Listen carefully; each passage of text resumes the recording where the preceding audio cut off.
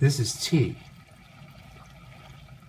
Believe it or not, but if you don't believe it, you have no credibility because, as they say, with most of my exaggerations, who would make it up anyway? He is a red-eared striper who we took for 2 weeks, and Sam's friend never picked him up. So Sam got tired of him, and then my wife and I took over. Sometimes I sleep outside in the other realms of the apartment. This is his perch, and he's the little fish that you see darting around there are his pets. Before, I just ordered 20 minnows for him. That's the first time that I ever ordered them in that way. T is the most interactive, I say, person that I've ever met. T is the antithesis of Ted Hughes's crow, and he's the antithesis and synthesis of the turtle in the Turtles in Robert Lowell's little-known, great but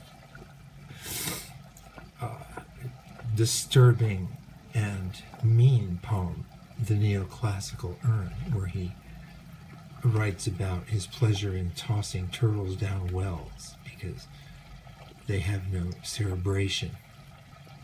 We've had a lot of arguments in the house about tea.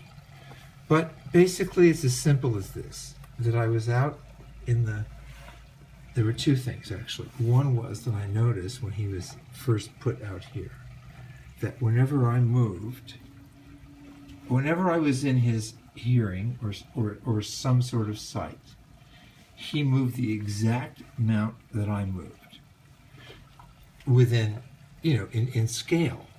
So, for him it might be an inch, and for me it might be 3 feet or whatever, 4 feet. And he did this for a couple of years. And I tested it. I mean, I showed people that I couldn't believe it, that he could pick up things and move just that distance. But the big moment was the night that I spent out here in the living room on a couch, which is a magic couch in that if you can't sleep, you come here and you lie down for a minute and you get up 4 hours later. So don't ask me how or why, but it's true. I heard him do things with his stones and the things in his tank that were of such an intensity that I was completely, totally, utterly shocked. The sound itself was so loud. It was all of it was inconceivable to me. And he saved it for the nighttime, for his time when nobody was around. He didn't know that I was in the other room. Right. This is a bookcase that I bought after having a procedure, since I've never really had an operation since I was 6, on my neck called radio frequency, or maybe it was just an epidural shot. But we passed an antique store, and Madeline suggested, that I should reward myself with something. So these are my books, not in perfect order, but I think that they're all there, including and my favorite anthologies and other things that I value, like that I'm in, like Paul Auster's anthology of 20th century poetry. There's my book, Diverse Voices, which was, I think, my first book to receive,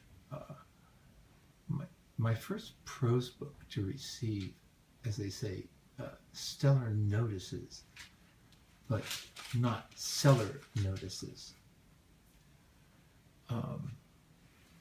But things have not improved in that regard. This is something that my grandfather painted when he was 19. And there's a darker story behind this that is not appropriate for this occasion. This is a painting by Mindy Wiesel, the painter who was born in Bergen-Belsen and whose themes are mostly having to do with the Holocaust, Dark Wonder. And this is a photograph that she gave me. I think it's by Richard Ahrens. Of course, it has a de Chirico look to it.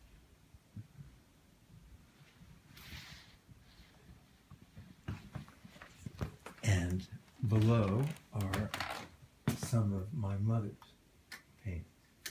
And here are more of my books. I repeat, mostly that I've written or that I consider of intimate value.